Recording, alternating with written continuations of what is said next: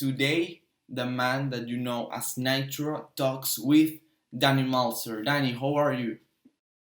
Hey, I'm doing great today, man. I'm so glad to be here. You know who it is, Danny Meltzer, the great, the one, the only, the commentator for GCW and WSC, and owner of FAW, the Pick Fed. And I'm here with this lovely guy to do this podcast. I've never been invited to a podcast other than the one that I pretty much made. So this is an honor. This is fun. I like this. Okay, so Danny, so for the people that maybe don't know you, who is Danny Meltzer? Danny Meltzer started off as a guy who uh, ran among the pig fed community, looking at shows left and right from people who are veterans and people who are just starting out. And I just looked at their stuff and just said, what if I'll be the Dave Meltzer of the community? And I just went around rating matches by their posing, their lighting, everything. And of course, this led to some very controversial moments in my experience in the pig fed community. But hey, we're here now. I'm very happy where I am now. I used to do a lot of videos on my YouTube channel that were like 2K videos. They were horribly filmed, but like that's where I kind of got my start as a commentator. I made up all these characters and just commentated over the matches and stuff like that. And I thought I'd use my voice to try and further my, I don't want to say career, for further my presence in the community, because I already gotten a pretty big buzz when it came to the reviews for pig feds and such things like that. But now things are just on a whole nother level. So yeah, I used to review pig fed shows. I still do from time to time. It's just not very often because I have other things to do. And now I'm just a commentator for GCW and WSC, two of the top feds in the business.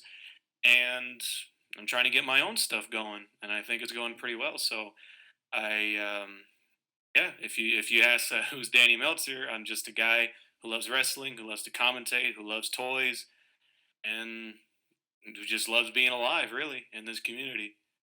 So that's great. I have seen your stuff, your Bigfoot videos, and let me tell you that's awesome. You are improving your style, you're improving your videos, the quality. So let me tell you that Thank you, that thank will you, pay. Yeah, thank you so that will. much. So Thank you. I'm so glad. you mentioned that you maybe have a little hate on the community because of rating matches.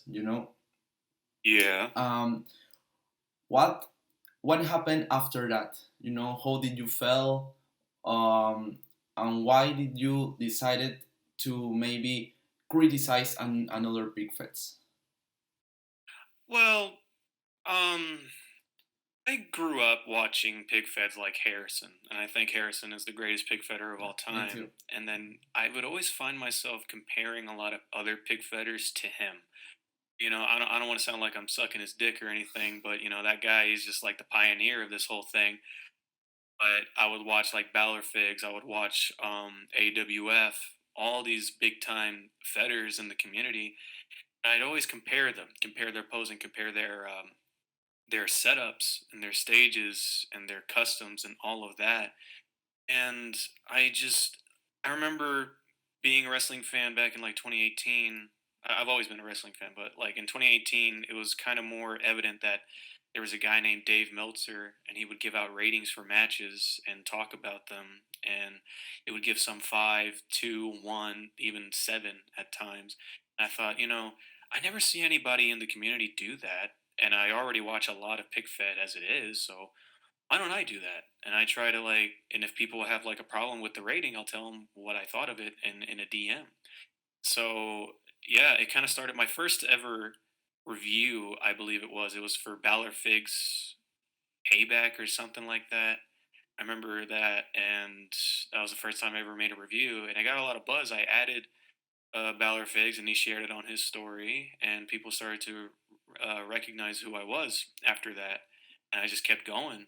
I just kept watching other people's pig feds videos and stuff, and people kept recommending me to watch theirs. And at that point, it was just a snowball effect. So Yeah. Yeah. So maybe you got a lot of messages hating you because I think that's normal after, Oh, well, definitely. so how did that affect you? You know, maybe your life, how did you feel? Did you at some point you maybe said on your mind, I'm not gonna do this, I'm not gonna review any pig fed? No, actually. Obviously, like there was a lot of hate centered around my name because I remember the first time someone actually like started beef with me. Um, it was someone. It was a big name in the community. I'm not going to name any names, but they said, "Oh, I don't think this community needs a Dave Meltzer, especially one who doesn't have a good pick fit." And I took that and I was like, "No, you know the old saying, any exposure is good exposure." I took that and ran with it. So honestly, the hate kind of fueled me to do it even more. I I I I, I recognized that I was getting a reaction from the community, and people were starting to know my name. And I know this feels like a very heelish promo, but it's the truth, guys. You know, like any exposure is good exposure. And this, I was getting a lot of it. People were typing in entire paragraphs of why I sucked and I should go and kill myself or some stuff like that. Any other person will probably feel like detracted to do anything else after that. But me, I just saw it as funny, and I just wanted to keep doing it just to get more funny reactions out of that at that time. So yeah, it didn't really make me think like, oh, I'm not gonna stop, or no, it didn't make me think I'm going to stop. Okay. Quite the opposite, actually. I just kept going. So now let's talk about today. You see maybe your reviews that you did like back on the day. I think you started last year with the reviews, right? Yeah, yeah, Yeah. yeah. Last year, 2020, it was like early on in the year, actually. Okay. Yeah. So Danny Meltzer from today regrets for some critiques that he made about other pig fits in the past. Do I regret any ratings I did? That's a good question. There are some that I feel like I might have been a bit too harsh, but in this day and age, you can't hold back criticism, or else they'll just take things as like, oh, what I'm doing is good. I don't need to change anything. I didn't want to be that guy. I wanted to be blunt. I didn't want to sugarcoat anything. If I was going to give something a 1 star, I'll just blatantly give it a 1 star. There are some times where I try to hold back, but then it's like, no, if these people take themselves as seriously as they do, you need to know that this stuff just isn't working. So yeah, I'll have to just give it to them bluntly and honestly. But today, I don't think there's any rating in particular that I regret doing. Um, there- maybe WWFE Bloodsport. It was by a guy named Gar 55 Okay, Rocks. yeah. I watched it. I did not like that show at all, but I don't know. I don't remember the ratings I did. I remember I trolled the guy. That was when I was young and I was stupid, you know, and just at that point, it's just like, is it really worth it to have all this drama centered towards a bunch of stars on a screen? That was always my like go to thing to think about whenever stuff like that happened. So as far as like regretting any reviews goes, I don't really have anything in particular. That's like the closest one I can think of, really. Okay, so well, that I think that that experience will keep on your mind for maybe things. Um, you know, the time you keep growing, the time maybe you say, oh, I shouldn't do that, I shouldn't do that. So well, that's all experiences that we all have in life. But let's talk Yes, about indeed. more today. The alliance with Yeah. GCW. How did that came up? Uh, this story. Okay, so I remember there was a time. Here's a fun fact. I'm just gonna lay everything out there. There was a time in my life when I was watching pig fed stuff. I hated it. GCW. I hated it with a burning passion because he just kept on pushing Kenny Omega. It was pretty much the Kenny Omega show for like I think it was like 3 years straight. Nothing but Kenny Omega. And I was like, please, can we get somebody else? And it just wouldn't happen. So I just developed this huge hatred for it, and I kept on, and I kept on criticizing heavily of like the new stuff because all I saw was just the Kenny show, the Kenny show, the Kenny show, and the whole review stuff happened, and I kind of moved away from that. But because since I watch Big Feds a lot, I would still get his videos in my recommended, Gennadi's Yeah. videos, and I would also get his community posts there. And I saw one that said, "Hey guys, do you think that I should get another commentator or my stuff?" Because I would always hear about the criticisms of people thinking that he wasn't a very good commentator and that he sucks and stuff like that. And I was like, you know, my friends tell me I'm a good commentator whenever I watch their stuff live. I say what I see, and I start commentating. A little bit of practice going on there, and they said, "Yeah, you're a really good commentator, man. If I ever made a wrestling show, I'd have you as my commentator." I was like, "Oh man, that's cool, man. Thank you." But then one day I saw on the community post where Gennady said, "Hey, do you guys think I should get another commentator?" Yeah, I And then I remember voted yes. he said that on a video too. I remember that. Yeah, and so and I voted yes, and a lot of other people voted yes too. It was like it was a majority of people, they wanted a new commentator, and so I just bit the bullet. I had to swallow my pride, and I said, "Hey, I hear that you're looking for a new commentator. I got a little sample here. Tell me what you think, and I'd love to work with you."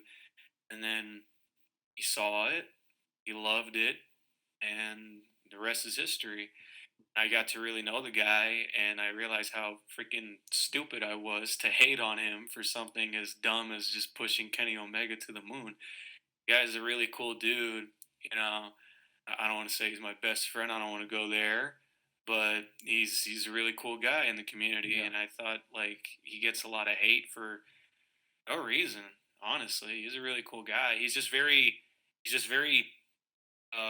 I don't want to say sheltered, but he keeps to himself. He doesn't do anything on Instagram. He blocks people who ever try to shit talk him, and that's understandable, because he doesn't want to deal with that stuff. Yeah. But me talking to him one on one, he's a really cool guy. I enjoy commentating for his stuff, and yeah, that's pretty much how it went down. He put on Yeah. a community post, I answered to it, and the rest was history. He's a very cool guy. I remember well that I started watching Big Fets because of him, and I remember he used to make like Royal Rumbles with. I Hmm. remember like the entrance was like on the corner. I remember like I have flashes of that because it was like 4 years Yeah, ago maybe, and I yeah, remember I saw his Royal Rumble, and I said I want to do a big fit, you know. yeah. Someday I have to do a big fit, and this weekend the first episode of my big fit after like 2 years of preparation and like goals live. I will upload it this weekend, and it's crazy Hmm. because he has inspired me a lot, like MDT, like Yeah, WC, Valor yeah, Fix, a lot of names. But the moment I remember I started working with him, it was because I launched like my services for graphics, and I said I need to make an impact because I know I can make really good stuff, and I know how to design, especially wrestling because I have been on wrestling since I have memory. I remember myself playing with 4 years old, PS2 SmackDown hmm, versus Raw. Um, yeah. so Classic. yeah, that was a great game. Um, I text him on Instagram because I noticed that he like Ginari didn't have like graphics. You know, I was like searching. Yeah, I remember a long time ago, actually 2019, he asked somebody, I think it was on his Instagram, to make some graphics for his WrestleMania that year, and I tried my hand. I did like a Kenny Omega and AJ Styles one, and I added him on the post. It was on my old account, um, but I added him, and he and he did not answer whatsoever. But it was all right. I didn't really expect him to, because apparently he doesn't even look at Instagram really. So Yeah.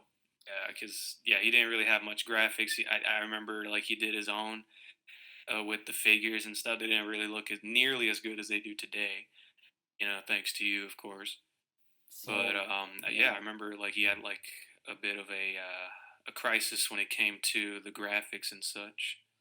yeah, and it was like for me it was unbelievable because I grew up watching his videos, and the moment he replied Yeah, me, it was like, okay, it's cool. And for that moment, I didn't, I didn't have any previous work because I didn't have clients. It was like yeah, maybe 5 months ago, 4 months ago, and I I like sent him some examples that I used to make photography. Well, I still make photography, but back in the day, I will do it like every day. I will post photography every day. Right now, I'm focusing on PicFed, but well, I sent him like examples like similar to match cards, that I made. yeah. He said, "Oh, that looks great. Let's try it from a Royal Rumble." And I was like, Mm. how can I make an impact for the first time Yeah, I working with someone? And I said, yeah. This okay, this is the guy you grew up with. This is your big yeah, break. This is your and first I client, the guy you grew up with. exactly, and I made the castle graphics with the flags and everything, and he loved it. I remember his messages, and I was like, bro, this is great. For Yeah, me, it was like a moment like I will never forget. But the moment yeah. he sent me like a video of him making the entrance, the castle, and he said, "Oh, I made this because Oh of your yeah, graphics," and it was yeah, like, "Wow, what's happening?" And yeah, it yeah. was It such must a have been a cool crazy experience. feeling. Yeah, Yeah. and seeing my logo everywhere, it was great. Right now, I'm not gonna make him the Money in the Bank, but I think you people will see my stuff on his big fed very soon. So yeah. Yeah, yeah, yeah. Like I remember I offered to make graphics for him because I dabble in graphics too. I think they're okay. I made like the Winter Slam graphics on my channel and the Birthday Bash ones too. They're not like fantastic, but I think they're pretty good, especially like compared to like more not so known people. I think I did pretty Yeah. well. No, they are But very he good. he really wanted to yeah, he really wanted to emphasize like use of the figures for Yeah. graphics and such. I'm more of a guy that likes the real pictures rather than the figures, but everybody has their taste, and I think his stuff it fits well with the figure graphics that you make. So I think it's really great how things Yeah. turned out. Really. So well, now it's time to go with our first mini game, if we can call it like that. With Okay. here, my guest Danny Meltzer. Let's go with this or that. How this works? This or that? I'm gonna make Danny Meltzer choose between two options, obviously about pro wrestling related. So Danny, are you ready? Oh, I'm ready, Freddy. Okay, so let's start with WWE. Are you a ruthless aggression attitude era guy? I grew up with ruthless aggression, but Okay. I've dabbled in a little bit of attitude era, so this is kind of tough.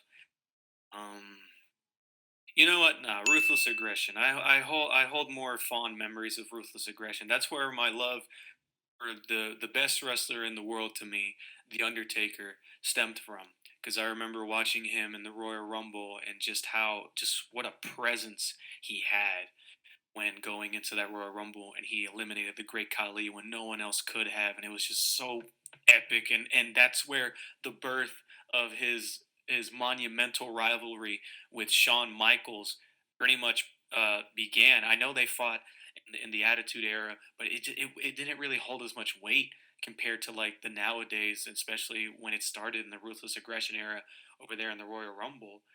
So yeah, when it comes to just fond memories that I have, I'll pick ruthless aggression era above anything. I would really wish to to grow up with ruthless aggression with the Attitude Era, because I see all the guys saying, "Oh, 23 years ago, this thing happened. I remember like it was yesterday." And seeing it on the WWE network, because here in Peru we still have WWE network. We don't have Peacock. Uh, That's a good wow, thing. you guys are so lucky Yeah. because the whole Peacock thing kind of ruined everything for me. So So it, laggy and stuff, yeah, and I yeah, saw good for like you. on the Money in the Bank, I saw all Yeah. the critics. But well, it's not the same to seeing all the replays about Royal Yeah, of Rumbles. course not. Yeah. Of course not. Like when you're like, I feel like in the ruthless aggression era, I was just the right demographic. I was a kid. I was an angsty kid in elementary school. I would wear like Rey Mysterio shirts. I would cheer for Batista before my favorite wrestler was Undertaker. My favorite wrestler was Batista because he just looks so larger than life.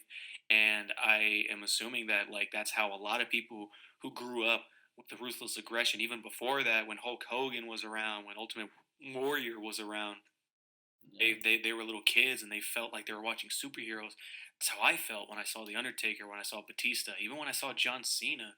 And the hate for John Cena wasn't even that bad back then. I don't think, No, in like the early ruthless aggression eras. I think that the hate for Roman Reigns was bigger than the hate for Cena. Maybe on my age, I was like, I'm 17 right now. Maybe I was 14 when Roman was so over. I was like, why am I watching a Roman match if I know that Roman is gonna win? And I remember Mm, Survivor Series. No, so I was Extreme Rules. I don't remember the year. yeah. Maybe 2018, 2019 with Bobby Lashley. I remember, Oh yeah, I 19, remember I think it Bobby was. Yeah. Lashley like pinned Roman fair and square, and Oh yeah. I popped Oh so yeah. hard. It was 18, Yeah, 2018 it was Extreme Rules. Now that I 2018, remember, yeah. and I was like, holy shit, what just happened? Beans just approved a Roman lose. Yeah. That was awesome. Yeah. The thing about that was they gave you that, and then they took it Yeah, right back for SummerSlam. So that like that's when my hate for Roman Reigns was at an all time high. Like I was starting to hate on him in 2015 and 16 and stuff. It wasn't as bad because it was cool how Roman Reigns came back in like I think it was tables, ladders, and chairs back in like 2015 probably, or yeah, maybe it was 14. He came back and everyone was like actually excited, and I was excited. Then they just kept pushing him and pushing him and pushing him to the point where they literally did desperate measures. He had him quote unquote retire the Undertaker at WrestleMania, bro. and then they just kept feeding him to Brock Lesnar over and over, as if eventually we're gonna like the taste of shit. Yeah, We're gonna learn to remember like it. Mania 34, Lesnar beating Roman. That was awesome. Oh yeah, but at that point, I don't think anyone really cared. I think people were Yeah, just leaving the arena at that point. but I think they hated both of them. right now Roman is on my top three favorites, because I think Roman right now is Yeah, the because they best let thing. him. Because they let him Yeah, be who he was supposed to be from the beginning. exactly. Roman Reigns here was born to play this mafia boss Samoan guy role. He does it so well, and just it's like it's 5 years way too late at this point. It's bittersweet, but it's good that we're getting it anyway. And now we're getting him versus John Cena in a completely different light, in a more endearing light, more compelling. People actually care about this one. I could care less back in like 2017 when he fought him in I forgot what it was. No Mercy. It was like no mercy, no mercy. Yeah, yeah. And he just kept kicking out of his 17 different FUs or AAs or whatever you want to call it. And it was just annoying at that point. But here it's different. I'm actually excited Yeah, to see it because Roman Reigns is who he's supposed to be. Yeah. So You know, talking everything about is all right with the world. SummerSlam, let's continue with this or that. Roman or Cena? Like in general, or like No, ever, like like all let's make it a like right prediction prediction. for Roman. SummerSlam.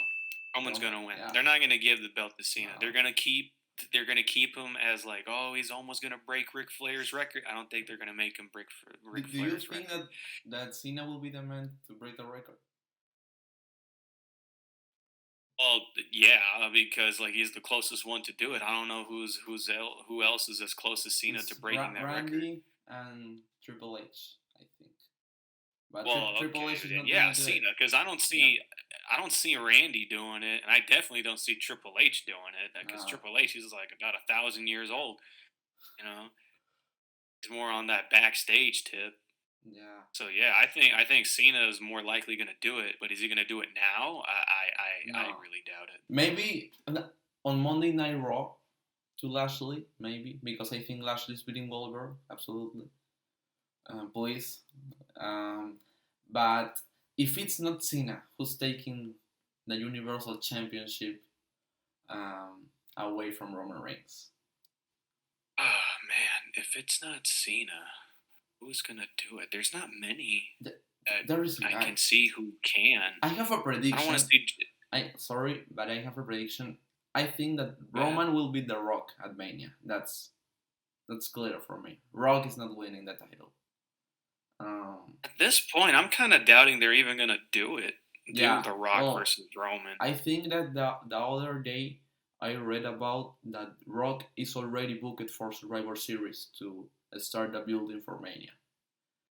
But Yeah, it'll definitely be cool. But as for like The Rock, like let's say The yeah, Rock does beat Roman at what's next? WrestleMania, can you imagine the backlash that will happen? Because I don't. Because like let's face it, wrestling fans are probably the worst fans in the world. They Well, hold grudges for a million they years. are more Okay, toxic than soccer fans. yeah, and so they're gonna see a part timer, a Hollywood superstar beat Roman Reigns, the guy who's been carrying the company. If we're really being honest On with the ourselves, back, bro. people, he's On been the back. carrying on, yeah, just like that. And he beats him at WrestleMania to get the Universal Championship. There's gonna be hell to pay, especially for Yeah. the big like diehard fans who hate part timers, especially in WWE. Yeah. But I think that The Rock is not the guy. It will be an awesome rivalry. It will be amazing, that rivalry. I think it will be Yeah, I hope top it's three more rivalry. personal than Rock's other ones because The Rock, he's like related to Roman. He's Yeah, part it of the will be Samoan awesome, bro. dynasty and all that stuff. The other day I was thinking about this building and I was like, if I was like the man in charge of this building, I will make Rock like make a promo and said, "You're the head of the table, but you're eating on the child's table of the family." That will be awesome. Yeah, yeah, yeah. The promos between those two would be No, great. oh, did you watch Cena and Roman face to face promo? You're talking about like last Friday or this past Friday Yeah, this past Friday. when Roman was like, "Oh, missionary wasn't enough for Nikki Bella," Yeah, raw, right? fake. Yeah, I saw that and I thought it was really cool. But Cena destroyed Roman on that promo. He always does, cause Cena, like, Cena's unique. like it's come to a point where like even people who hated Cena when he was like big into the business, I think they missed him. That's probably why there was so much Mm, traction with Cena coming back. They missed Cena. They were tired of all this stuff. Wanted Cena back because like I kind of missed the old days of Super Cena, you yeah, know. So and to see Cena, he's been doing this for so long, and he's been gone ever since WrestleMania 36, I believe it was. Yeah, when he fought Bray Wyatt in the Firefly Funhouse match, he was missing ever since, and now. I would think he would be a little rusty because he was over there in Hollywood doing DC movies, doing all these comedy movies. But no, he hasn't. He hasn't lost any of the mojo. And it's really amazing when you think about it. Like Roman has gotten better in the mic. Yeah, but absolutely. it's still not at Cena's level. You know, Yeah. it's just crazy to think about that. So well, I have a prediction. I think that Roman is losing the title at next year's SummerSlam against a returning Daniel Bryan. That's my prediction. Uh, After a year of well, absence, if I'm gonna make a prediction as to who's gonna take the belt off of Roman, person who I think should do it, and the person who I think has the most credentials to do it, is Finn Balor. Finn mm, Balor needs to do it because like if Finn Balor doesn't do it, what are they gonna do with him? What was the point of calling him up from NXT? a Baron Now is he gonna Corbin go and feud with rivalry. Corbin? You know, but do we really need that again? You know, we had the No. last time we had that, it was one of the worst freaking feuds of all time. It was literally just you're small, I don't like you, and that's it. Here, like Finn Balor has gone through a revamp of his character. You know, I just really don't want to see smiling, Mm. creepy looking Finn Balor again, I where want to he see has to like Prince neuter Balor, bro. himself. No, you know, and I just think Finn Balor needs to be the person to do it. He was the first ever Universal Champion, and he's never won it back. He's come so close to doing it, but never doing it. And now I think the time is perfect Yeah, to I have think this that new and improved Finn Balor to come back and defeat Tribal Chief and actually fulfill the prophecy of being the two-time Universal Champion. I think that not having Balor on SummerSlam match card of SummerSlam card, it's a huge mistake. It's a huge mistake. Yeah, like if we weren't gonna get Cena versus Roman, and Oh, that match is it, gonna be it, like a 30-minute match. I ain't gonna say that probably, because but like I was saying, like if Edge we and weren't gonna Roman. get that, I would have been so much like I would have been so fine with Yeah. Finn and Roman at No, SummerSlam. when Corbin grabbed that contract, I was like, no Oh, way, yeah, no that way. was pretty. Oh no, I was about to say. Well, I wasn't worried that Corbin was gonna fight Roman at SummerSlam. That wasn't my concern. My concern was that this was going to spark another feud between Corbin and Balor, and I did not want to see that. That was not the thing I wanted them to do with Finn Balor as soon as he came back to SmackDown. Yeah. He got a little tussle with Sami Zayn, and that's fine. It's a little mini feud, whatever.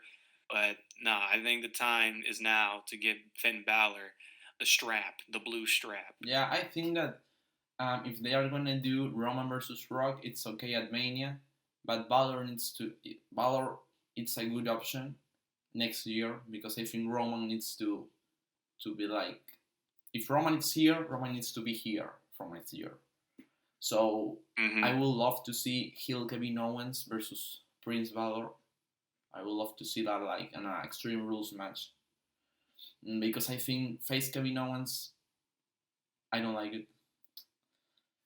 I think Kevin Owens is one of those wrestlers who can play any role extremely well, Like honestly. Corbin is absolutely trash. Well, he's not absolutely trash, but he's not good on the ring. But his poor gimmick right now is amazing. Every gimmick that he Oh plays, yeah, I love it. I yeah, love how they're going above and beyond to make it believable by making a website that doesn't even work. That's how poor he is. Like that's my favorite part of of this character. He just plays it so well. He keeps on wearing the same shirt. He's growing his hair out in all these ugly ways. I think this is the best Corbin has been yeah, since I don't even know. He's always been kind of like meh, especially from he like at best he was like meh, and at worst he was just god awful when he was Constable Corbin. Oops, that was just terrible. Something so fell. sorry, bro. Ah, that was so bad. But now let's go to this or that. Okay, let's talk about um, maybe decisions about you. If you will only have to um, choose one and the other option, you will never be able to do it again. Okay, commentary Okay. or pig fetting. If you choose pig fetting, you will never be able to do commentary again, and the same with commentary. Wow. You know, this should be like preview. of this episode because that's a really big question you got there. I'm kind of stumped right now because I do enjoy pick fitting. I enjoy watching people's reaction to them. If I do pick fitting, I can't put my commentary over it, and I can't do commentary for GCW or WSC. Therefore, I can't be discovered by WWE or AEW. So, like, my dream, honestly, when it comes to the wrestling, when it comes to commentary, is to be a commentator for NXT. Especially when NXT like gets back to going live and having all these crazy crowds and these crazy matches, I would be losing my mind. AEW, not particularly a big fan of the show, but they do have some crazy matches from here and there. And yeah, it's just I think I'm gonna go with I'll do commentary and I'll never do Pick Fed again because Okay. I just feel like there's more stuff to do with that. Pick Fed is entirely relies on me, Mm, everything about me, my time, my patience, and my money. Commentary is just my voice, and exactly. already that makes a huge impact. As you know, we've seen that's why I'm here. Is why you chose me to Yeah. be on your second guest in this podcast. And so, yeah, I think I just go with commentary So over pick fed. great choice because the next question is about commentary. Um, in the same case, you prefer to do commentary for AW or WWE. But here, we're gonna make it more spicy. If you sign for Mm. WWE, you will never be able to sign for AW. The same with AW. So what if they release me out of nowhere like they've been doing these other To people? go to I'm Impact, just out of a job. you can go to Impact, the show that everybody watches. Nobody watches Impact. They tried to get Mauro Ranallo in there and it didn't work. So no. Ah man. Oh, this is tough because if I get signed to WWE, You will get there's a released. chance there's a chance I'm gonna go to Raw, and I have to pretend like everything in Raw is like fire and so exciting when it's not. And I don't want to do that. I don't want to compromise my own feelings just for the sake of getting the check. You will be on the same backstage with Lily that all. That's a great moment for their career. That cringe stuff. You know, AEW stuff. Their stuff is stupid too. You know, and nobody wants to talk about that. Like the fact that they had Christian win the belt, even though Yes, he was jobbing, even though he was jobbing to everybody, nobody cared about Christian. I He think wins that, the belt from Kenny. He's the first person ever to beat Kenny for a belt. yeah, I think that And the problem over there is what that the Impact Championship right now means nothing. It's like nobody cares about Impact. it, it means more than the FTW championship, I'll tell you that. The that championship. FTW championship is like the most worthless belt in all of wrestling today. It's even more worthless than the 24/7 championship. The fact that they marked out when Ricky Starks beat Brian Cage, one of the best wrestlers in the world, Brian Cage loses to Ricky Starks, and these idiots in the crowd, they're popping and they're losing their minds over that is just baffling to me. But you know, commentary is really fun when But the crowd is going crazy. I think that the So AEW crowd is more crazy. But I will let you decide. yeah. I don't know why. I don't know what they put in the air in those arenas that they just go wild for the weirdest stuff. After seeing AEW today, I have realized that they are like very careful with their promos because imagine they're gonna be on Chicago next week and they're gonna say well remember I think that is what it was last week Darby saying I am the best in the world noticing CM Punk and when you say those like punchlines let's call it Hmm. like that you know that the people is gonna pop like, we are here in St. Louis, and St. Louis gets a pop. Remember that rock promo that he mocked Hmm. that? Yeah, it's like the same. I think AEW knows what to say in every moment, so they keep the crowd very high. Yeah, yeah. It's just like NXT is definitely not what it used to be. If I was on NXT Center, the crowd is super dead compared to The like crowd, Full I Sail but University. I don't know, like, do, do you can actually buy a ticket to go to NXT? I don't think so. No. I think I don't know. I never checked. Because I never see myself attending these things live. I really no. wanted to. And The last time I ever wanted to attend a wrestling show that was televised like live was Lucha Underground, and that was about it. so well, your But choice is AW, or am I wrong? this is gonna break my heart. But if I want to have fun and I want to get paid to have fun, I think I'd have more of a chance of having that happen if I picked AEW.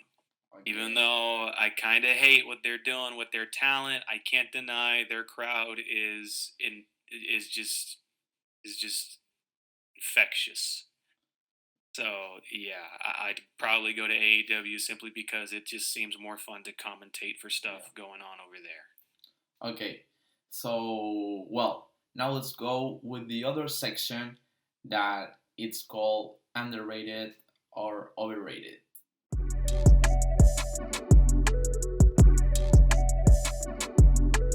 Danny Meltzer is going to play underrated or overrated here on Nitro Talks with. As you Yes, know, sir. I'm gonna make Danny choose um, the option underrated or overrated for a wrestler. For example, Finn Balor, he will have to say overrated or underrated, with his opinion, and he only have one chance to say that a Just the wrestler, one. just one. So choose wisely. To Oh say that a boy. wrestler is correctly rated. Okay, so Danny, I'm going to say you five names. Okay, the Okay, first okay, name, that's a good number. the first name, uh, Rey Mysterio. Rey Mysterio. On his entire career. Entire career. Yeah, Overrated or underrated? I only got one choice. Oh man, he's so legendary and iconic, but even then, I feel like he's being underutilized. The guy is so old, but he still moves like he's 20 years old, absolutely. and it's amazing. The thing is, I don't see him holding any world championship gold. It just doesn't feel right. I remember when he was in Lucha Underground and he felt larger than life. He literally felt like a god of wrestling. And when he took on Prince Puma for Ultima Lucha Dos, the main event, it was literally like two clashes, like a clash between two icons of their time, the future versus the past, and it was awesome.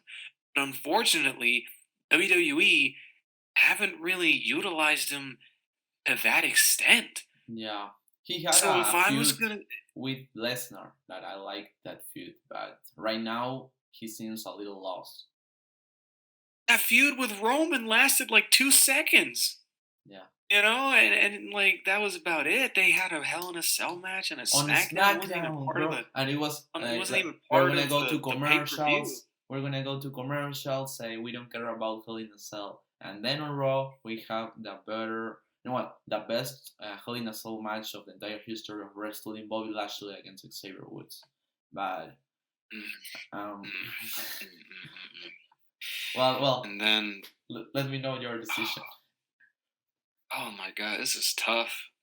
This is tough. This is really tough because I don't think he's because like in his whole career, I'm gonna say I think he is. I think he's underrated.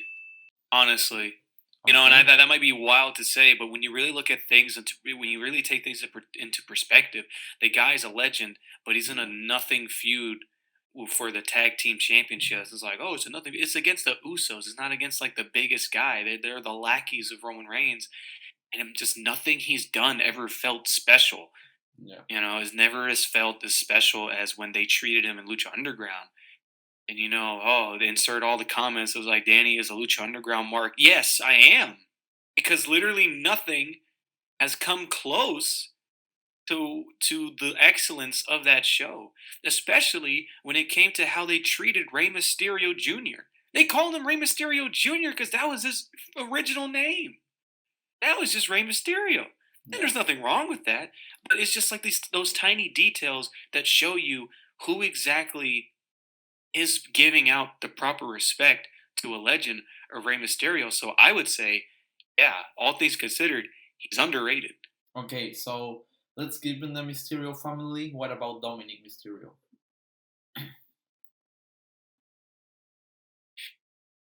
I think he's really good. I remember SummerSlam. I was really impressed by his performance, and I really That think was he has an amazing. eye for the business. And I think he has a great thing going for him. It's just his attire is trash. I do not like what he wears to the ring. He looks like a created wrestler that a 12-year-old would make in the WWE games. He needs to change up his style. And maybe, he's not exactly the most fit guy in the world, but then again, neither is neither is Otis, right? But he's going out there with his titties all out and stuff. And I love Otis. I love Otis Yeah. with all my heart. Like it's just a very guilty pleasure watching Otis just running around and doing his thing. And I really like what they're doing with him. But that's enough about Otis. I'll talk about him at another time. But as far as Dominic Mysterio, I think he's underrated too. I just Yeah. think he needs to practice his craft a bit more and just hone in his real abilities, really find out what his gimmick's going to be. Because if it's just going to be little Rey Mysterio Jr., I don't think he's going to go very far. Yeah, exactly. So, well, let's go with Shane O'Mac. Shane McMahon. What do you think? Overrated or underrated? Shane Or McMahon. correctly rated? Or correctly. Oh, I didn't know there was three options. Well, you have Shane McMahon and two more names, and you haven't used the correctly rated. So sheesh, because there might be some people who love Shane McMahon. he have sacrificed his body a lot. Several times. But then that whole debacle with him just taking up TV time in 2019, actually like beating the crap out of Roman Reigns for a long time. It was just like really cringe. And I was like, why are you doing this? And his feud with the Miz, I thought it was cool at first, but then WrestleMania happened, and I was like, man, this is lame. But I think Shane McMahon is where he needs to be. Off of TV, we don't really need him anymore. He doesn't really serve any purpose. So I think he's correctly rated. I think he's just where he needs to be exactly. So you I use think your he's chance. overrated or So you're using your huh? chance of correctly rated. Yeah, yeah, Okay. because I don't think he's over or under. So I think let's he's exactly go where he needs to be. with Ray Phoenix. Ray For Phoenix, me, Ray top Phoenix. five of wrestlers of the world right now. That That guy, guy that is guy the is Rey sick. Mysterio of today. He's sick. He is like the modern day Rey Mysterio. I have not seen a thing that Ray Phoenix could not do. Honestly, like, and I loved his run in Lucha Underground, and when he was just Phoenix, and I didn't even know he was Pentagon's brother. Um, Phoenix really went above and beyond to just electrify the crowd, however many times he needs to. He always had classics, even with his brother, with anybody he ever came across with, especially with Kenny Omega. And yeah, wasn't much like story behind that match, but if it, like in the case of just spectacle, Phoenix is always Yeah. number one. I don't think he's overrated. I can only use correctly rated once. Yeah, you use it with Shane, or you can change the decision of Shane, and you can use the correctly rated right now. I don't think so. I think even still, Ray Phoenix is underrated because I think the Ray same. Phoenix he hasn't even won the AEW Tag Team Championships yet. He That's a will. travesty. At All Out, they will win the championships. I'd hope so. Yeah. I hope so And because right now I hate what AEW is doing with the Lucha Bros. I hate what they're doing with Pentagon. I hate what they're doing with Ray Phoenix. Ray Phoenix should be a top guy, a top he guy will be. above the Young Bucks. He will be a top guy. But well, so you said underrated, but now we are talking about AEW. Chicago in 2 days. Is the best in the Mm, world going to show himself on AEW? no, No? I don't think so. I don't think so. Is this the pay per view? No, it's like their new show, Rampage. Rampage. No, he's not going to show up. No, All Out. Knowing CM Punk and how I think it would be more so an All Out because CM Punk he's always had a knack for is baiting and switching us. No, And remember when he CM went Punk, to WWE backstage and we all thought CM Punk eventually was going to come back to WWE? the hacker, remember the hacker? I was like, it's gonna be Punk, it's CM Punk. Yeah. All the hype behind it. Oh, change the culture. All right, Punk, you sure changed the culture by doing absolutely nothing but trashing the show and then leaving. How much you want to bet CM Punk only did that just so he can trash the WWE product, in their own turfs? Um, Now, I like with really, AEW, I don't see CM Punk showing up on Rampage, but I see like a promo package teasing something. yeah, he'd probably just say something via satellite or like Or some kind maybe of thing on the TV. like how do I say this? Like not even like himself showing up, like maybe like they did with Carmella with their new gimmick, like not showing her face, Mm, yeah, probably. things like that. They probably just show like a symbol on the Yeah, screen that yeah. says CM Punk or something. So But to me, I don't even think CM Punk's gonna wrestle for AEW. If I'm really being honest with you guys, the guy's like a million years old or something, and yeah, I really think he's gonna be like somebody's manager or even just a commentator. That would probably be like what I CM think he's Punk gonna do. as a manager will be top tier, Yeah. bro. That man just talk facts. But well, it's just I think if it's not this year, Punk is not returning to wrestling. I was on the boat of like thinking that CM Punk would never ever return to wrestling. He Yeah, literally told us, never, never ever, right? And I then am that kind of and person that watched the Royal Rumble and and on the number oh yeah, 30, I really I was like thought five, CM five, Punk, I five. thought CM Punk was gonna be in that Royal Rumble, the 2020 Royal Rumble, because Edge came back, and then CM Punk was talking all that crap about Seth Rollins, and Seth Rollins was dominating the end of the Royal Rumble. He was hijacking the whole thing. I swear to God, I thought that we were gonna hear that, and on the screen, and everybody was gonna lose their minds, and we were gonna get Bro. CM Punk versus Seth Rollins at WrestleMania 36. That would have been a much bigger draw than Kevin Owens versus Seth Rollins, without a shadow of a doubt. That would have been, if that were to happen, I'm pretty sure that would have been the best Royal Rumble of all time. Yeah, that 2020 Royal Rumble is one of the best Rumble matches.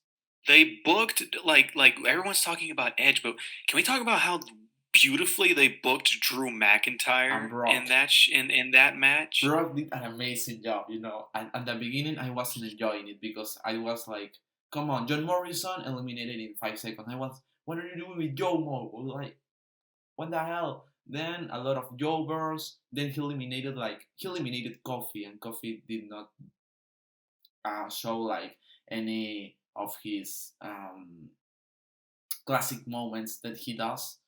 He didn't do anything. I remember he eliminated Rey Mysterio. He was eliminating top guys, and I was like, and the WWE champion can win this. And I remember he eliminated Keith Lee. He eliminated Strowman, Yeah. but then Ricochet with he hits Lesnar and then Claymore. They even booked Ricochet Yeah, good because Ricochet was like having that feud with Brock, and he finally got his revenge, and and then Drew then McIntyre hit the killing blow. Don, Everything about that Royal yeah, Rumble to me was good. was borderline perfect. Edge You return, know, and I remember AJ suffered an injury on that Rumble, and I was like, no way, we're gonna see he like, suffered. He got injured making Edge look good. yeah. That's how much AJ cares about the business. So well, last name on this game. I know you know him very very well, but very very well. Is Danny Okay. Meltzer overrated or underrated? Man, Danny Meltzer. Let me tell you something about that Danny Meltzer. All right, that guy is gonna go far in this business, kid. You know, he's gonna go. He's gonna commentate for the big people. Right now, I think he's being very underutilized. Right, so boom, Danny Meltzer underrated because that guy, me, screw it, me. I'm going to the top, baby. I'm going to WSC, GCW. I'm gonna, bro.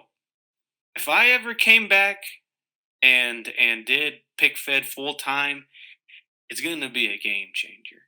If I ever decided to, I'm just letting you guys know that. Just letting you guys know that if I ever put my mind into going to pick fetting again, like full time, not doing just like little stuff, like it's gonna be crazy. So, Danny Meltzer, yeah, not overrated by a long shot. Nobody can tell me otherwise. Underrated than a MF. Okay, So now, that's what I think. um, this mini game is over, but I am curious about what does FAW stands for. Oh, okay. You sure you're ready to? Sure you're ready to know what FAW stands for? One of my videos literally said it, but I'll say it here. FAW stands for fake ass wrestling. That's what FAW stands for. Okay, like think about it. It makes sense because you have Bane in the Yeah, pig fed, and you also have Nacho Libre in the pig fed. bro, Okay, that so like movie is what? awesome. And Nacho literally flew in the Winter Slam against the Hurricane. So it's called fake ass wrestling, guys. It's not full action wrestling. It's not a flaccid anatomy wrestling. Nothing. It's fake ass wrestling. I don't know. What did you think it was? um, Maybe freaking awesome wrestling. I don't know. Freaking awesome, but it wouldn't be freaking if it would be the big it would be the big F word. So well, let's talk about your association, if we can call it like that, with WSC. You know, after making a name for yourself on GCW, how did that call of WSC happen? Fun fact: I actually got acquainted with WSC before I did Genetti. I messaged him. I messaged him about my commentary first before Genetti. I sent him my little sample, and he loved it. And he said, "I'll let you know when I need another commentator," because he was planning on, having himself Yeah, fight against everyone for the his championship on his Fed. And so I just sat there and waited. And while I waited, I hit up GCW for that stuff. And yeah, first thing I ever apparently the first time I ever messaged WSC was regarding his Brock Lesnar and Matt Riddle match because I didn't really understand what his mindset was there. He explained it in the newest episode of Talking yeah. Feds. Make sure to check that out. But Yeah, I just messaged him just out of the blue because I knew that he had guest commentators before. I knew he had this one guy. I don't know his name, and I don't mean no ill will towards him, but I was like, man, you know what? I think I can do better than that. I think I can do better. So yeah, I sent him my little sample that I did. The sample really was just me reacting to a Balor Figs show. It was Daniel Bryan versus Randy Orton. There was no footage. It was just a black screen, just with my voice. But I sent him that, and he loved it. And he said, "Oh man, you really killed it. I'll let you know when I need you on an episode of WSC." And well, yeah, that's kind of like how I got associated with him in the first place. I'd ask him some advice about booking and stuff. We'd share some ideas. We kind of called each other sometimes. Not a lot of time. I don't really make it. I don't really go out of my way to call Gennady or WSC. It just kind of happens, you know. Yeah. Um, I kind of keep to myself mostly, unless it's like with closer friends in the community. So But yeah, with WSC, that's kind of like how it went down. my story with WC, it was like um right now I think like maybe a couple of guys don't like his work, his style of doing the videos, but I love it. I think that um is he the biggest channel of action figures right now, of wrestling action figures? I think he is. No. Hmm. Yeah. So he's like the face right now of the community. WC. Um, I remember I Yeah, started. the face of the community has changed a Yeah, lot. I yeah. remember He like the top dog back in my day when I was a little wee laddie in YouTube and little freshman in high school. I would watch Grimm's Toy Show, his Raw. GTS wrestling. That was awesome. Yeah, that guy was the face of the wrestling figure community on YouTube and everywhere else. Now, as far as my opinion on Grimm's Toy Show today, yeah. But anyway, WSC. Yeah, I would Yeah. say so too. Well, Regardless of anything, like the guy gets the views, he gets the traction, yeah. He does and an amazing just job. He's a very like he likes the details. I saw the Edge and Rollins. I also watched the Talking Feds episode, and he said he like took 1 day for each entrance, bro. That yeah, he said that. Yeah, he puts a lot of effort into his stuff, yeah, and I remember he had this whole drama with like the pig fed community, the people who did pig fed and not vid yeah, fed. Were making fun of him. They were saying like, "Oh, he thinks he's so cool. All he does is play with his toys." Like, no, there's a no, lot more stuff to this. You guys haven't edited a video like me and Janati and freaking WSC do. It is not easy. It is it's not easy, freaking bro. exhausting. It is nauseating. Right? I was editing my first episode of Big Fit. I have done some matches before. I used to have like a series about, well, it was called Fantasy Warzone, because I wanted to practice like my Hmm. pig fed abilities before pig feding.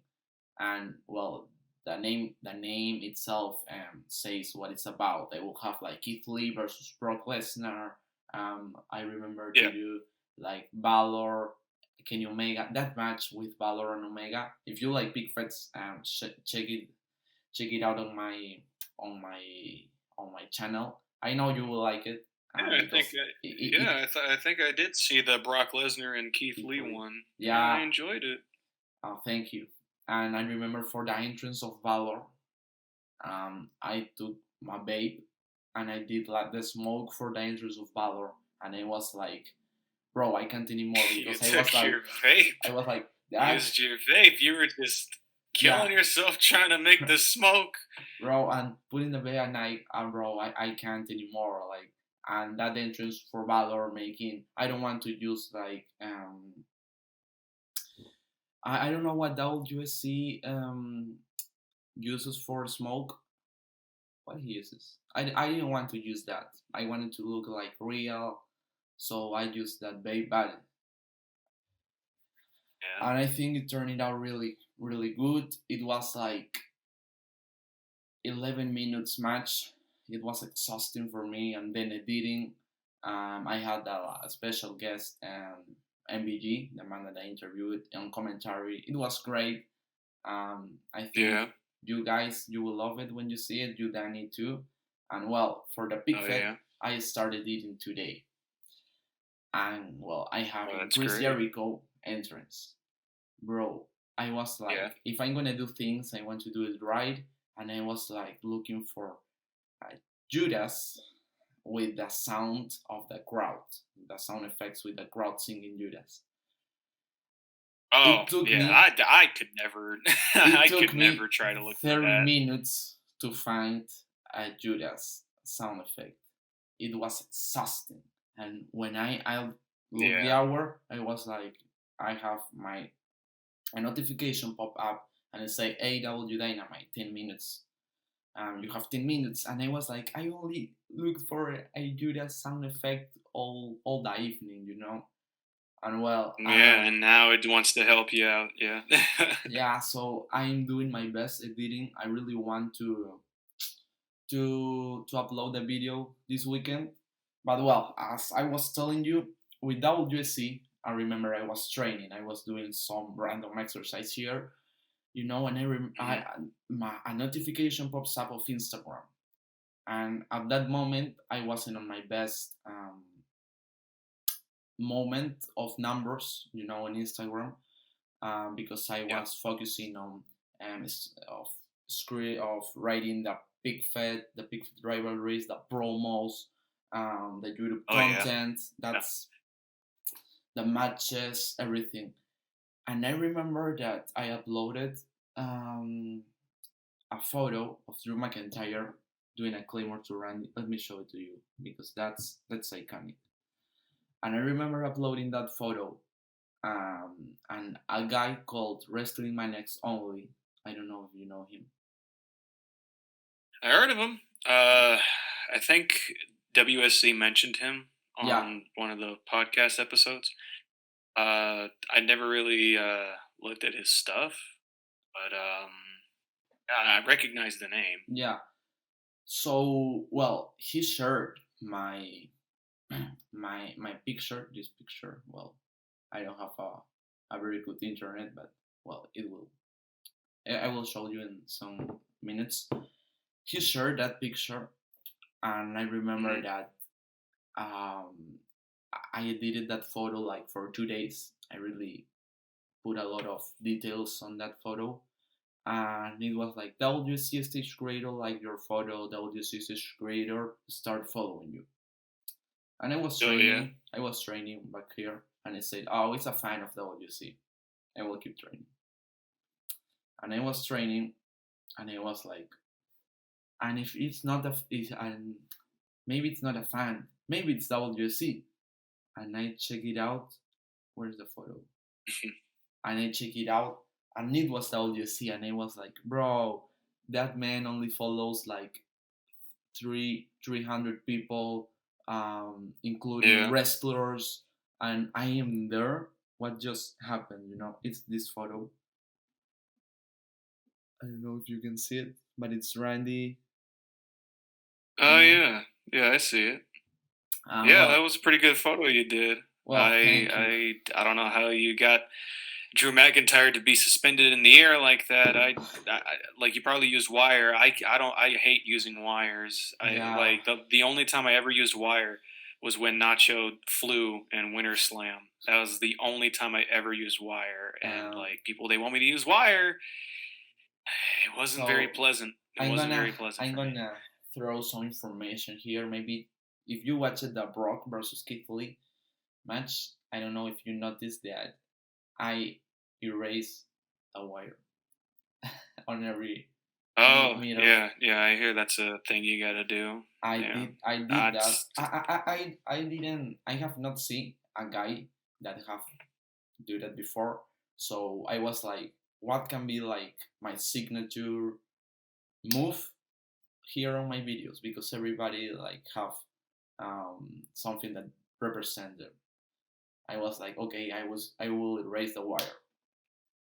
and the Kenny Omega Finn Balor match. It took me 3 days to erase Mm, the string, yeah, on every mid-air photo, and imagine Kenny Omega putting B triggers, Balor doing suicide dives, bro, yeah. was a nightmare. But Yeah, I well, usually just use my hand for the pig fed stuff.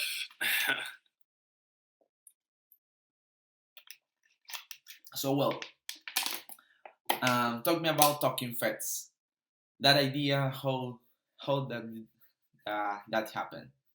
well, well, I remember um, talking to Gennady. We talk a lot. We talk not every day, but every other day when something happens. Um, he has plans for GCW that involved me, as you know. Yeah. I got brutalized by Jeff Hardy, but don't worry, karma's gonna get his ass soon. But yeah, me, him, WSC, MDT, we were in a group chat, and me and Gennady, we were talking like separately, and I said, you know, what if we all did a podcast? We might as well do it. I mean, we already talk a lot Yeah. and we already share opinions. Like every time something stupid happens in WWE, I'll tell like a select few people about it in my opinion. I'll tell WSC, I'll tell Gennady, and I'll tell my friend Mike SWE or SWE Pigfit I on saw Instagram. the promotion on talking fets. Yeah, yeah, yeah, yeah. August 28th, be there, Bloodsport. I You're will gonna be want to there. see what happens. Okay. But as far as talking Fed goes, I mentioned the idea to Gennady, and I didn't really think he was going to accept it. I didn't really think he was going to do it because Gennady, he likes to keep to himself. He doesn't really like to talk to people, but he was cool with it. And then he told me to ask WSC, and then I asked him, and he was more than cool with it. And we made a group chat and we were just planning everything. We are like, hey, what should we call it? When should we do it? How much time should we have? What should we talk about? And things just developed. And honestly, I felt like it was originally just my idea. Apparently, MDT had the idea a long time ago, but nothing really came of it, Now, you know? MDT having And a I don't want there to podcast be, will be a game changer right now. yeah, like, but the thing is like we just started talking feds now. Yeah. And so, yeah, MDT was supposed to be the guest for episode 2, but he got the stuff, and unfortunately he couldn't make it. We Maybe wish next him week we'll a do it. speed recovery here to Oh yes, MDT. yes, of course, and he'll recover. Yeah. He'll recover. He's got it. He's a strong guy. I'm assuming. um, but as far as like talking feds goes, yeah, it was essentially my idea. To start it up and to really just get it going as soon as possible. I wasn't thinking it was going to launch so quickly, but WSC was really excited to do it, and Yeah. Gennady was really excited, and we just worked all of us on trying to get it done. That's why we hit you up for the logo, and I offered my assistance in the editing process, and Gennady got the thumbnail, and WSC was the clout guy. He's the guy who has the most followers on anything, Hmm. and so yeah, the Yeah. rest is history. I Talking I feds. remember WC texting me. Uh, he he he told me like he needed a logo, and it was like, bro, I'm about to do something for WC, and it was Yeah, like I can't believe it. And then he told me about the project that he had like a podcast with two friends, and I was like, oh well, maybe there are two friends that like wrestling, very hmm, close friends. And he told me I will add you to the group chat for everybody give their opinion. And well, yeah, he added me to the group chat, and I found G90, and I found you, and I was like, what's happening? I know yeah, him, and I yeah. know him too. It's the big project. Yeah. Yeah, and I It's funny how remember, like you worked with me and Gennady before all yeah, this, and then there we are. It's just kind of like the planets aligning. It's yeah. kind of feels like that. Just complete just destiny. Making its way past the Earth, For really me, past it's the for internet me it's very community. crazy right now because I'm only 17 and I like doing works for a lot of big names in the community. I have talked to Gennady, I have talked to WC. You're making a name for yourself, so it's great for me. Yeah, man, doing the best I can, really. Yeah. So Doing the well, best I can with what I can. how would you um describe FAW with one word only? I would describe AEW in one word only. FAW, like your big. Oh, FAW. Oh, okay. FAW. In one word only, I would describe it as unique. Yeah, I think the same. Unique. To have Bane. Oh, Because, yeah, Bane's there, Nacho's there, and the way I promote things, it's not like promos. It's audio dramas. yeah, It's I character like that concept. developments and stuff I like that. like that concept of the like of the story that you made with G-Man, Yeah, bro. That G-Man, G Man, G-Man and and Pentagon all that match, stuff. bro. Awesome stuff right there. Yeah, yeah, that was the match that put everything on the map, really, and it got the attention of GCW. It got the attention of WSC, really, and it got to the attention of everyone else. And I just took the opportunity as like, hey, G Man's starting to make a name for himself in the community. Might as well just tell people what he's all about. Just really dive into the psyche of this character because, like, when I look at wrestling, when I look at pig feds, none of the people are really looking within the wrestlers. They're just looking at the matches. They're just Yeah, looking at the dream matches. Like, hey, I want to watch this match because Shawn Michaels and Kenny Omega are going to fight. Well, do you know why they're going to fight? yeah, No, they're just going to fight. There's just a dream match. it's the And it's same. like, well, why should I care? With my You big know? fed, I will do like 8 pay-per-views, and I love long-term storytelling. I love like Yeah. when a feud is on its building like 4 months and it's finally happening. I love that, and you will see it on my big fed. At the end of the Yeah, season yeah, I hope so. will be, bro. I think that Yeah, my I hope first so. pay per view, but it's gonna be free, My first event Yeah. is the weakest event, because it's the introduction. And then, bro, I'm very Yeah. excited to feel. Yeah, yeah, you just gotta get the hang of it, and soon it'll just become natural. Really, Yeah, I remember when I wasn't really all that great at pick fetting, I was kind of scared to do full matches, but now I'm starting to get the hang of it. Even though it's pretty hard, but you gotta work through it if you really want to make an impact. With well, like FAW, it's things that are different. Not it's not yeah, really amazing how much people want to see more of it, even though I only really officially have done two full shows. They were pretty good. I think Winter Slam was great, and Birthday Bash kind of like broke everything. But yeah, I just really decided that hey, people aren't gonna if people aren't going to dive into the deep psychological aspects of what these people are going through, then I'll do it. So that's why I got artists on Instagram or wherever to draw these characters in certain situations that I probably couldn't do with the figures. And so I did that. I had voice actors try to emulate the kind of story that I wanted to tell in terms of G-Man and even Nacho when I uploaded the history of Nacho video where Nicole Becker, the ring announcer for Fake Ass Wrestling, just went to Mexico and interviewed all those little kids. And, yeah, I just wanted to really dive deep into everything else and look yeah, past just the wrestling show. Like the FAW, if I were to describe it, is it's not a pig fed. It's basically an anime about a pig fed. it's about a wrestling show. Something different. I put the characters first Yeah. and the matches second. So what's next for Danny Meltzer? What's next for me? I do have plans in terms of pig fed. Birthday bash was not my last. Um, you're gonna have to see what happens in Bloodsport to really sink your teeth into what's going to happen next. I really want people to anticipate that.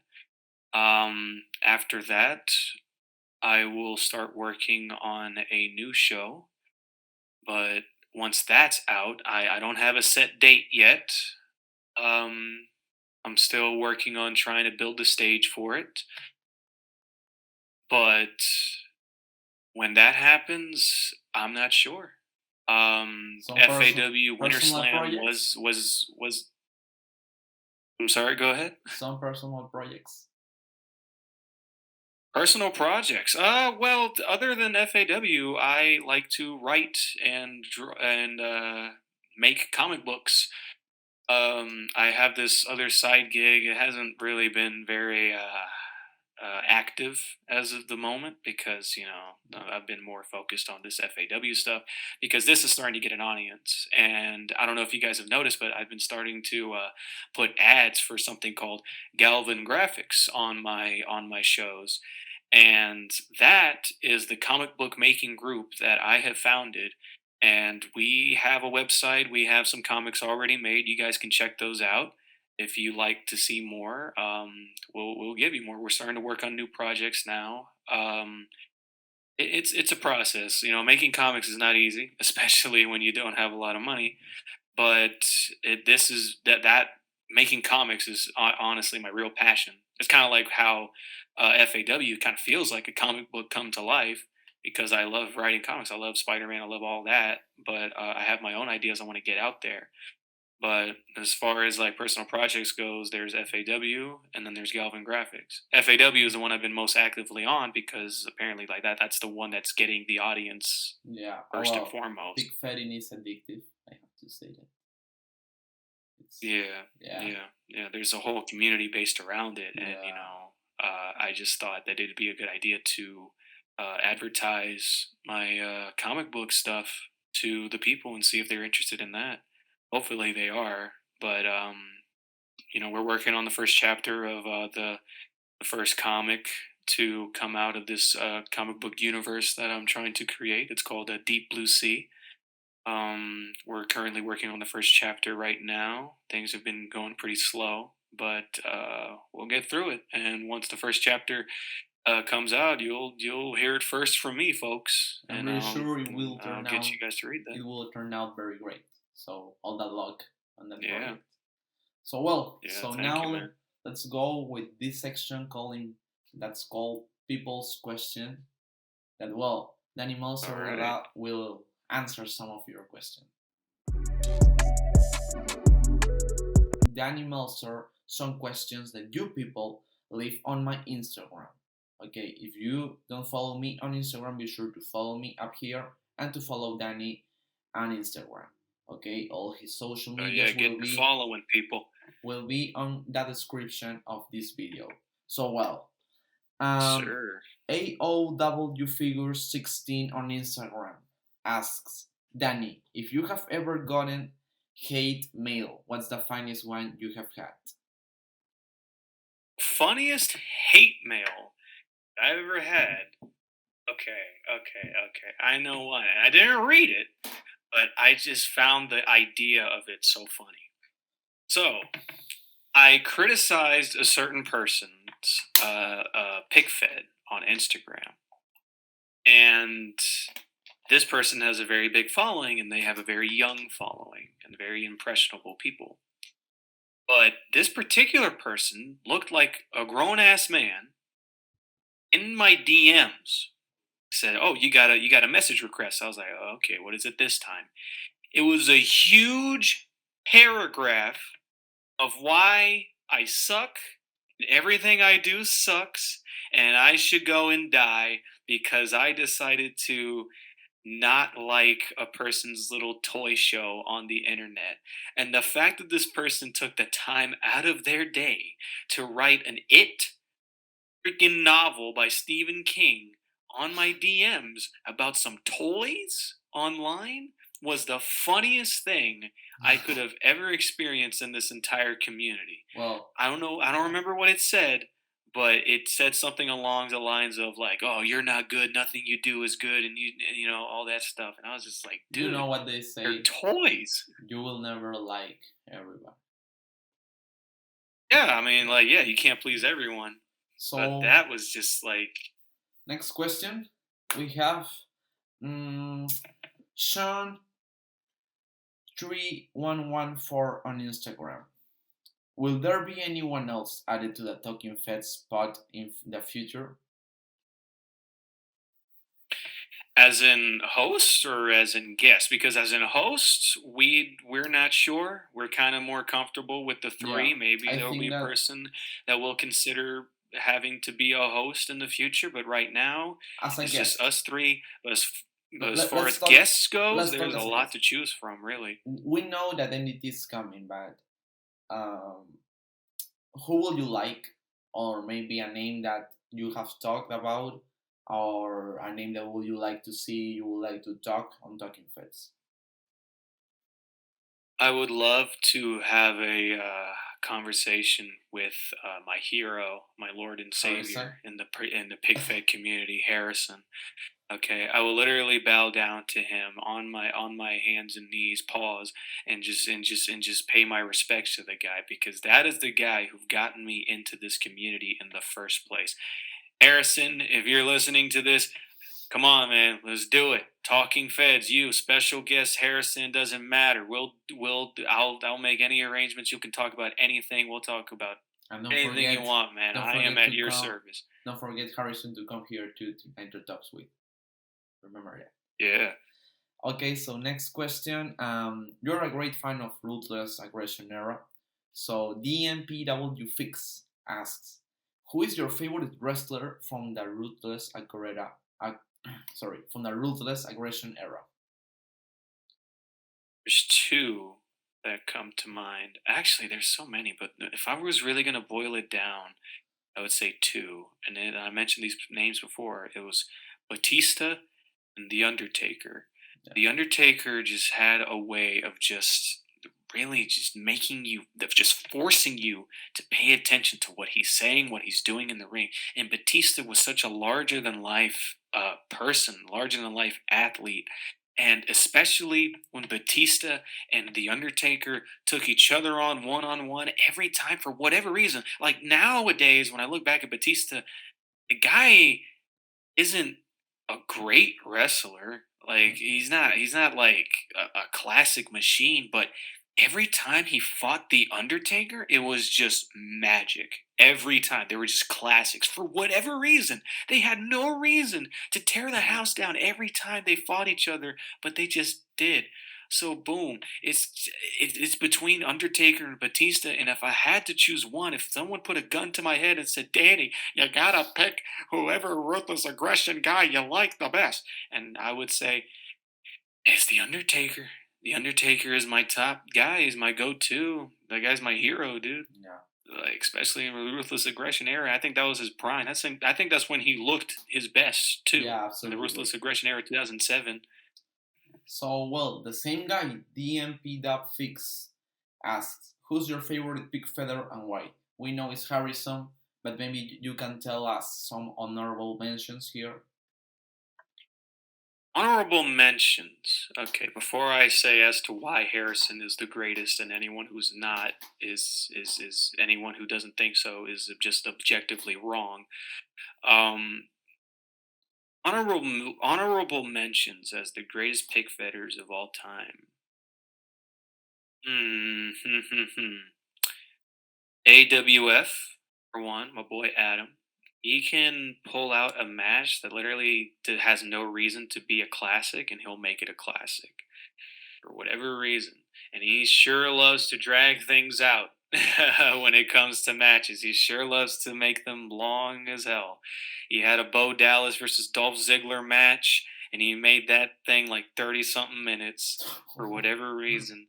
And, I loved every second of it. The guy's a nutcase. And I'm really excited for his WrestleMania coming up. I don't know when it's going to come up, but I know it's going to be something huge. So stay tuned for that.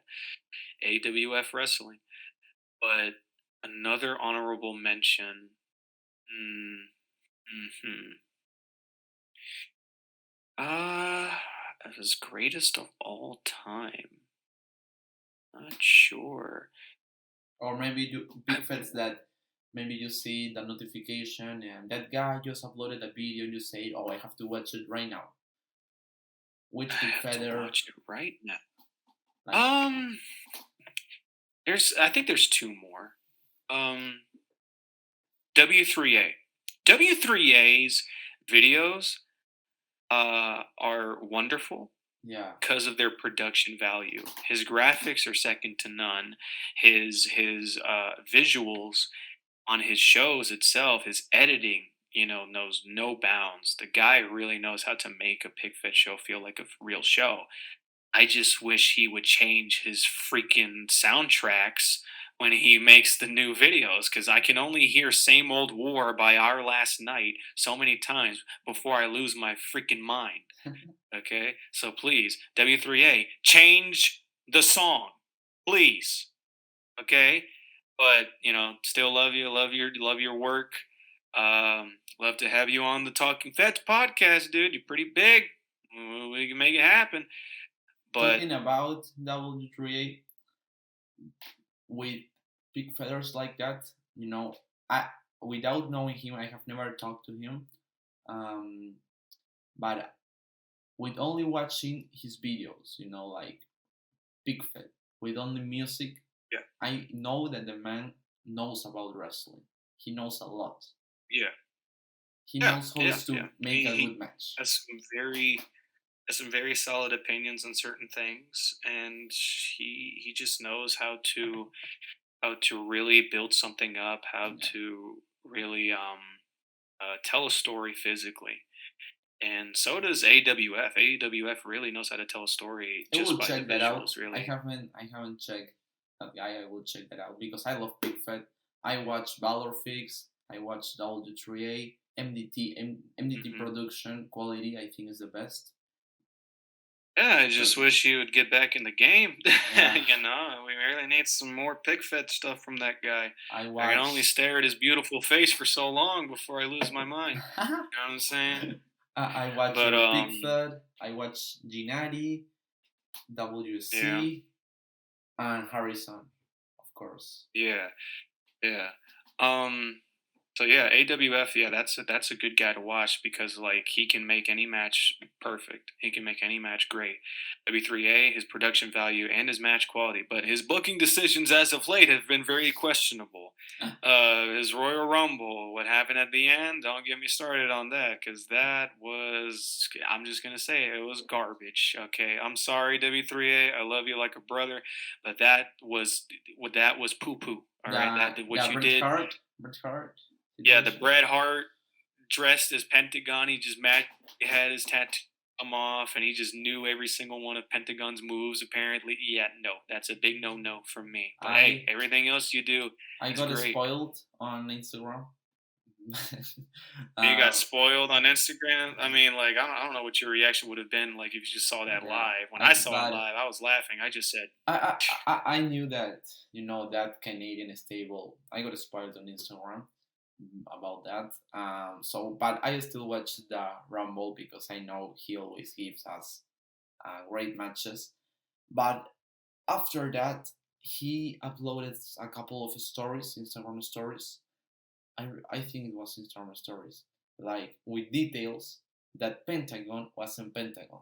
That Pentagon, I think there was one moment that he made one move of Pentagon, um, like it was like I think it was like a pile driver, and he did it different. In my opinion, that details maybe the decision is not. I'm not. I not dislike it, but it's not wow for me. But mm-hmm, the moment of peak fading, it will never cross my mind saying, okay, it's Bret Hart dressed as Pentagon. I, it will never cross my mind the idea of Pentagon doing the freaking pile driver different, you know? Sharpshooter. Yeah, Yeah, a yeah. lot. He did like a lot of details of Mhm. Pentagon doing the different moves, and for me, it's like Yeah.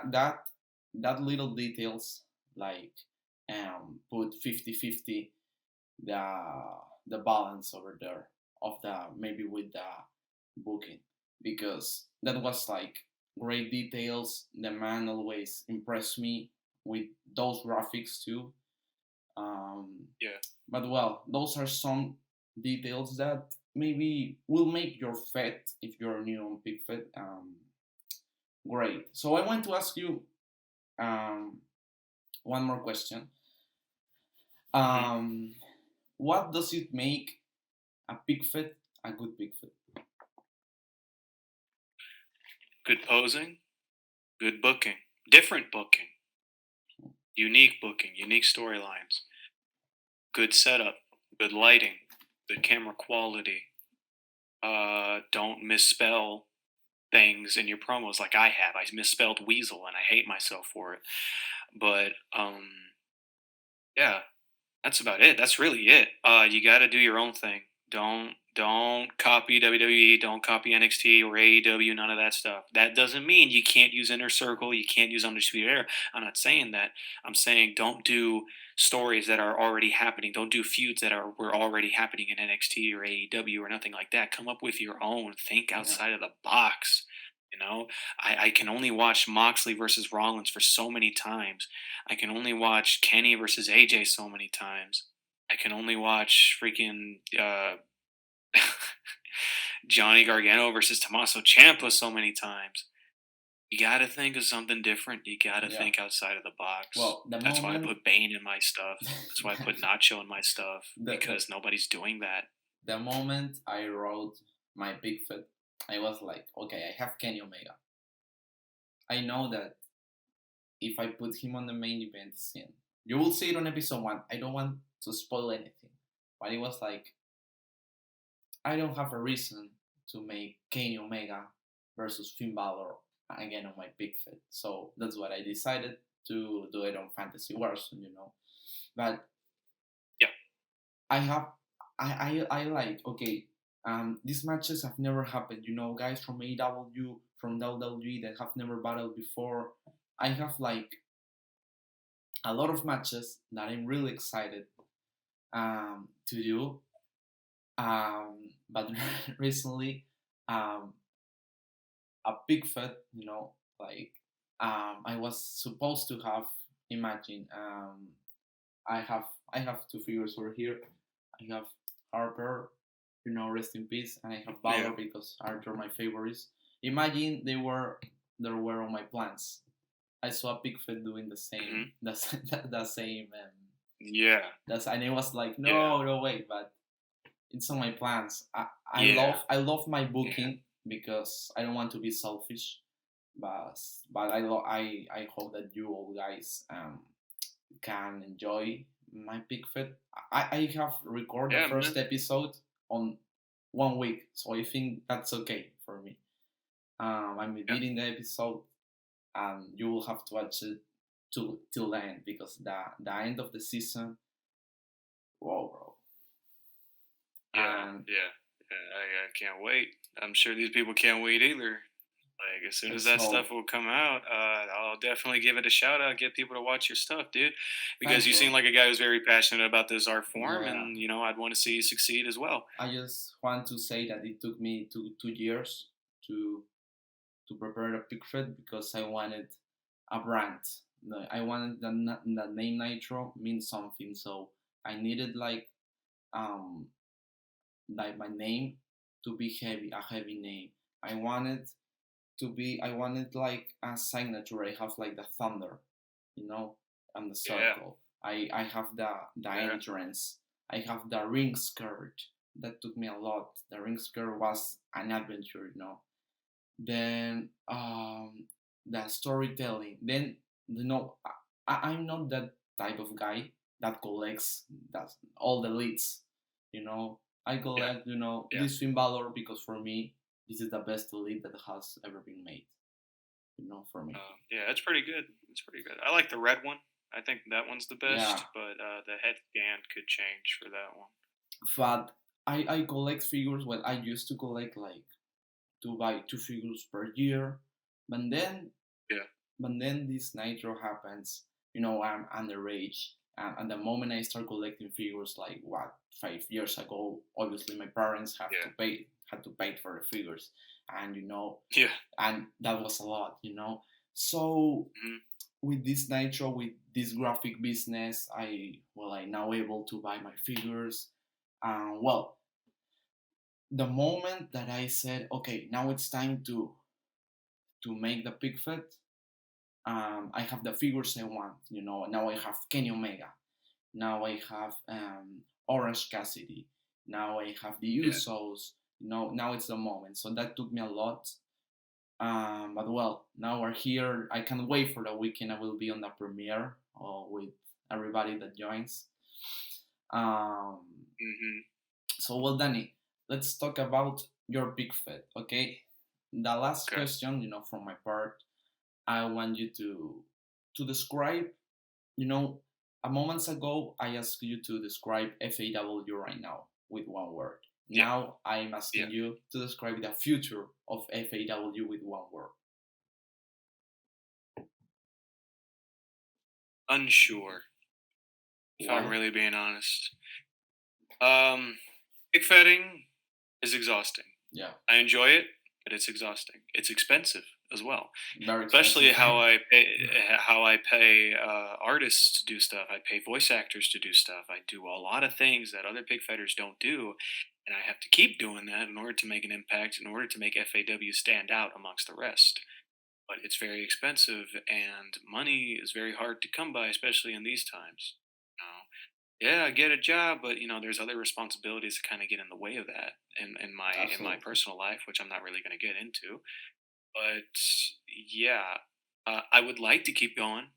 I would, but it's just I don't make a lot of money off of doing pig fitting. I remember a lot of people, they wanted me to commentate for their stuff, and I can't do it for free. I'm sorry, Exactly. people, but I can't. Exactly. I The same can't do it for happens to me free. with the Time is graphics, money. bro. I remember a guy that texted me that said, "Oh, how much for the graphic?" And I said to him like the price, the correct price that I think that my works values that price. And I think it was like $20, nothing from another world. And the guy told Yeah, me that, oh, bro, you should do it for free. You will have more clients. And it's like, bro, right now I am on school, I have classes, but I didn't tell him that, but that was on my mind. But I said, it's my time, the yeah, time that to plan your graphic, to plan the idea, the the theme of yeah. the graphic. Uh, Exactly. It's like you are selling a Time is service. money. Yeah, time exactly. Time is money. And just people really need to understand that. And they also need to understand that getting a custom from Gennady and his buddy Angelo costs a lot of money. They're not going to just give it to you Bro, upright because you asked for it. I have You a know? lot of stories of people relating me with Gennady. I remember a guy that wrote me and told me how much for the Moxley custom, and I was like, bro, I don't make customs, and I, Right. No one, and yeah. he was No like, one's ever asked me for customs, but that's weird how they would assume that you yeah, apparently made the custom. and I was like, bro, what do you mean? And it was, I saw your Instagram on that YouTube channel, and I was, oh no, you have to text to United because I'm very patient with those guys that maybe don't understand. Um, I'm Yeah. very patient with everyone, and I sent him that the Instagram of United. I also remember I have like, I'm not gonna lie, one message per week telling me, do you can you tell Gennady that I have messaged him and I was like, bro, he isn't my best friend. I have like a business relationship with him, if I can call it like that. Yeah, And I cannot tell him, yeah, oh, John have texted you, bro. Like that man have responsibilities, bro. Let him yeah. know it. I get stuff like that too, but it's more so like people I'm actually friends with.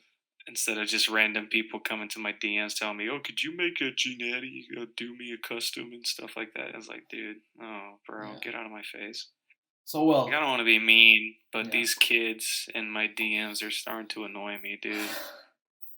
It's the price of being famous, if we can say it like that. I guess so. I guess so. It's So whatever. I'll deal with it.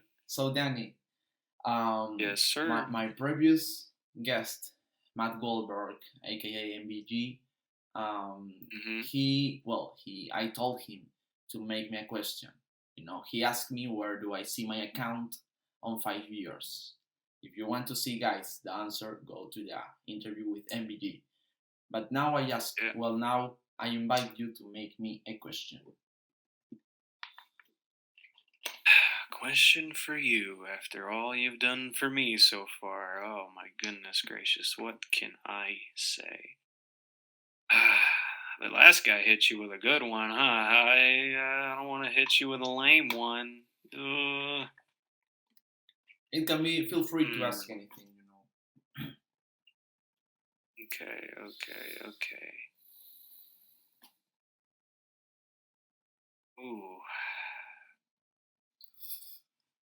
I think I'm gonna hit you with something similar to what you asked me. Okay. If you were okay, you pick one, you can't do the other. Okay, Okay. Never ever do the other. go for it. If you were to pick a person to do graphics for and get paid for the rest of your life or for the rest of your career here or whatever you want to do with this account you got, would it be with Gnati or WSC? To get paid for making graphics for him. Yeah. Mm, I think, well, I love the work of both. Um, Hmm. as the I know Gennady for more time that I know WC, but I will really enjoy it. Well, I enjoy to make graphics for Gennady, and why? Because Gennady have different pay-per-views, Hmm. Hmm. and WC, I love his idea of making like a hardcore um, show, but Yeah. I it will be like to make raw graphics or SmackDown graphics. Like it will be like the same graphics, and I really like to be um, creative. You know, with Inari, one day I made him the Royal Rumble with the castle theme, and the other day for WrestleMania I made him a Yeah. futuristic Yeah. I remember match that. there. So I will choose Gennady. Okay, okay. Good answer. Good answer. Very, very well thought. Yeah, I thought you were gonna pick WSC because that guy, he's the biggest dude in the Yeah, community. But he's the no, biggest dude. no, I like how you value creative integrity rather than just money. You know. Yeah, it's better to like your work than do something that maybe doesn't fool you. Yeah, yeah, yeah. There's selling out and then there's buying in, and there's the difference Exactly. between those two. So, Danny, thank you very much for being Of here, my course, second of guest. course. It's been one hell of a pleasure to be on this show. I've never been asked to do anything like this, and for this being the first time ever someone's invited me to their podcast, I am greatly honored, good sir, I and hope thank you for having me. you liked the interview. What do you think of the interview? What did I think of the interview? Oh man, I thought it was great. I thought it was really fun. I like how you do little games there. Thank You you, know, bro. if you're gonna like edit and post, you should do little game show sound effects. You Yeah, know, yeah. if you really wanted to make things like that. You can check out the previous interview. But well, here we say goodbye to all the viewers, to everyone. Yeah, man, I love you all. Thank you all for supporting me, supporting both of us. I never thought in a million years my name would actually mean something to any community. And honestly, the fact that it does, the fact that I'm in a podcast with two of the biggest guys, and the fact that someone invited me, took their time to look at me as if I was a big name in the community, to invite me onto their podcast. It's honestly stuff that makes grown men cry. I will be honest with you. I loved every second of this. I thank you so much. Thank to all of my fans. I'll keep you guys posted on Talking Feds or anything regarding FAW. Really, leave a comment if you guys want FAW to be a full time thing. Just go ahead and do that. Yeah. But as for now, yeah, man, I loved this experience. Thank you, man. Thank you for being here and for you people. And we will. I think you will have a third guest. I will not spoil anything. If you want to know who will it be, go to my Instagram. But very very soon, I'm going to do the interviews. Um, a very fluid thing. I want to have a lot of names of the wrestling fuel community here on the podcast. So well, Danny, thank you so much. Thank you to everybody here Yeah, man, watching my on their pleasure. homes. See you soon.